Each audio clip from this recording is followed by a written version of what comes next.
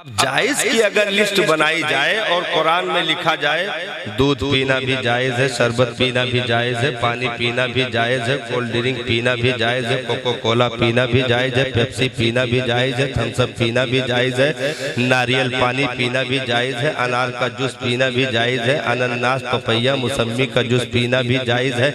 अब जायज की फहरिस्त बनी तो यह है खाली लैली 10 पारा। हाँ, चावल खाना जायज है, बोटी खाना जायज है, बिरयानी खाना जायज है, फिरनी खाना जायज है, टिक्की कबाब खाना जायज है, बोटी कबाब खाना जायज है, टुंडे कबाब वाले के यहाँ जाकर खाना जायज है, और बिरयानी अमीनाबाद की जो मशहूर है उसको खाना जायज है। ये जायज की लिस्ट अगर बनेगी तो कुरान फिर 30 लाख पारों से भी आगे रखना पड़ेगा। सिर्फ ये कह दिया नशा और चीज हराम है, उससे बचना, बाकी जो मुफीद हो उसे पियो, तुम्हारे लिए जायज है। तो अब जो चीजें मुफीद होगी वो पी जाएगी, अब उसमें हराम नहीं हो सकता, क्योंकि लिस्ट हराम की बनी है, हलाल की नहीं, हलाल की नहीं। तो अब ये कह दिया गया खबरदार गैरे खुदा को सजदा न करना, गैरे खुदा के लिए ताज़ीमी सजदा हराम है, खबरदार इसके लिए ये बात न करना, उसके लिए ये न करना। ये तमाम फहरिस्त बना दी गई। रहा मामला जायज का तो एक उसूल दे दिया गया कि वो काम करना जो न दीन से टकराए, न कुरान से टकराए, न शरीयत से टकराए, न नबी के सुन्नत से टकराए, न सहाबा के तरीके से टकराए। तो अब हमने वो काम करना शुरू किया, मस्जिद बनाया, उसमें कालीन बिछा दी, न दीन से टकरा रहा है, न कुरान से टकरा रहा है। हमने एसी लगा दी, न दीन को नुकसान दे रहा है, न जो है कुरान और हदीस को नुकसान दे रहा है। ऐसे ही हमने मुस्तफा का मीलाद मनाया, टेंट लगाया, न दीन का नुकसान है न कुरान का, लाइट लगाई, गलियों को सजाया, न दीन का नुकसान है न कुरान का। हमने गुब्बारे, झाड़, फंदोस, झालरें लगाई, न दीन का नुकसान है न कुरान और सुन्नत का। हमने उसमें माइक का सिस्टम किया, हमने शिरनी का एहतमाम किया, न उसमें कुरान का नुकसान है, न हदीस का नुकसान है, न दीन इस्लाम का नुकसान है। तो ये सारे काम हम करते गए। इन सारी चीजों का मकसद क्या था? अपने नबी को राजी करना। वो काम हम करते गए जिससे मेरे मुस्तफा खुश होते हैं, उन कामों से हम बचते गए जिससे अल्लाह और रसूल नाराज होते हैं। इसलिए कभी भी कोई दलील अगर मांगे तो आप बिल्कुल डरिए नहीं। हाँ, पूरे मोहल्ले वालों से हम बताते हैं, आपसे कोई दलील मांगे, तो बिल्कुल खौफ ना खाइए, क्योंकि दलील देना आपकी जिम्मेदारी ही नहीं है, आपकी जिम्मेदारी नहीं है। भाई क्यों कहाँ आए के ये तो हार सक गए लड़का हुआ है,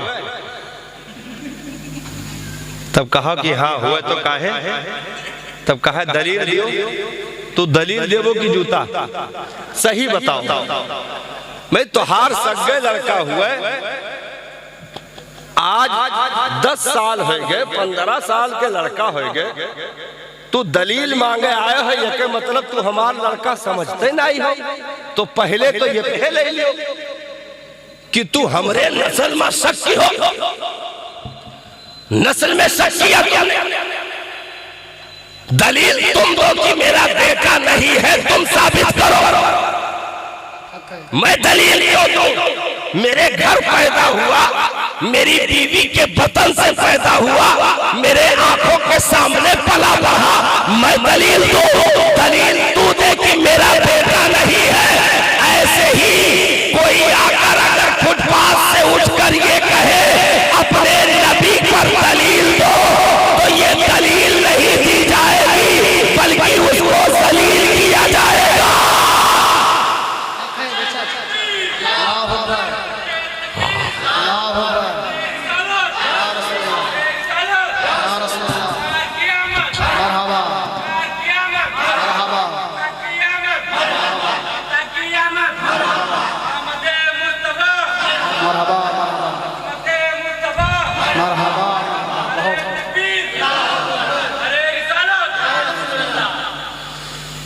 मैं देखो दलील वही अच्छा लागत है मांगत जहां की दिमाग काम करे। अब क्यों सवेरे उठ के 8 बजे कहा है सूरज निकला हो तो तू कहो कि हाँ निकरत है चमचमात देख नहीं पावत हो, तब कहा अगर निकरा है तो दलील दियो, देहो दलील कि वही के दोनों सूरज कंफ्यूज कर दे ले दलील। भाई हर एक दलील नहीं दी जाती। जब चमकते सूरज की दलील नहीं मांग सकते हो तो मेरे मुस्तफा तो उससे भी ज्यादा चमकदार है, तुम्हें नजर नहीं आया? तुम आज तक दलीलें ढूंढ रहे हो।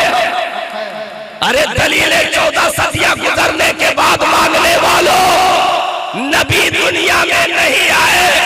5000 साल पहले लोगों ने किताबों में देखकर पहचान लिया नबी आने वाले हैं।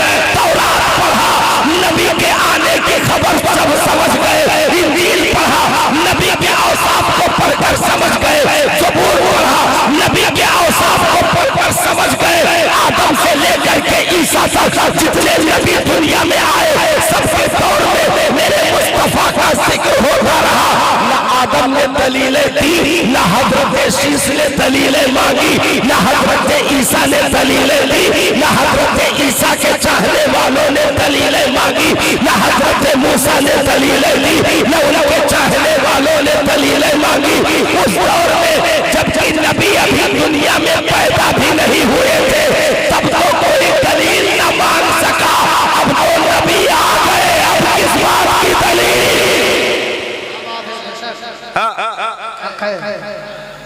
हजरत ईसा अलैहिस्सलाम ने हजरत ईसा अलैहिस्सलाम ने अपने हवारियों के सामने नबी की तारीफ व तौसीफ की और इरशाद फरमाया याति मिन बाद इस्मुहु अहमद, मेरे बाद जो जात आने वाली है आसमानों पे अहमद नाम होगा, जमीन पर मोहम्मद नाम होगा सल्लल्लाहु अलैहि वसल्लम। आपके कलमा पढ़ने वालों ने सवाल कर दिया, कहा सरकार आप हमारे नबी हैं, हम तो आप ही को बड़ा समझ रहे हैं, क्या कोई ऐसा भी है मेरे आका कि आपसे भी बड़ा, जिसका नाम आप ले रहे हैं, जिसकी तारीफ आप कर रहे हैं, क्या आपसे भी बड़ा? हजरत ईसा ने इरशाद फरमाया बड़ाई की बात करते हो, अरे उसके कदमों में पड़ी हुई जूती, उन जूतियों में लगे हुए फीते, अगर इब्ने मरियम को बांधना नसीब हो जाए तो मुकद्दर का सिकंदर समझो।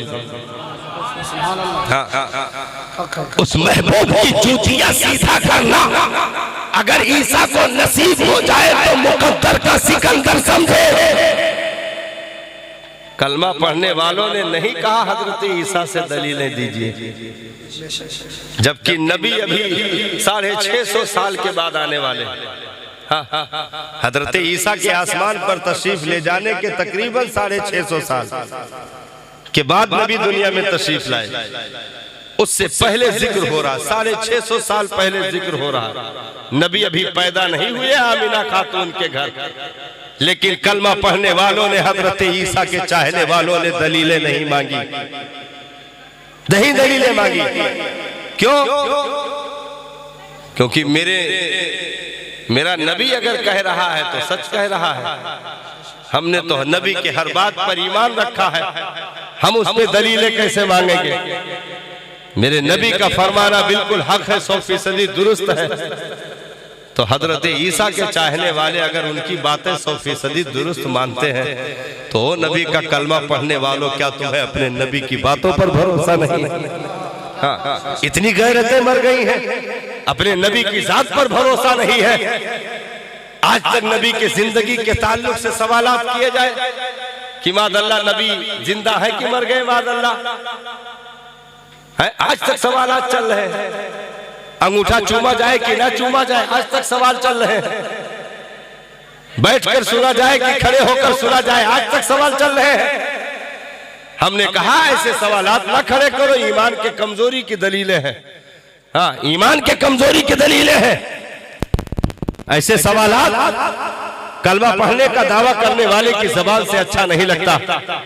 मुस्तफा जाने रहमत का अगर तुमने कलमा पढ़ा है तो बस भाई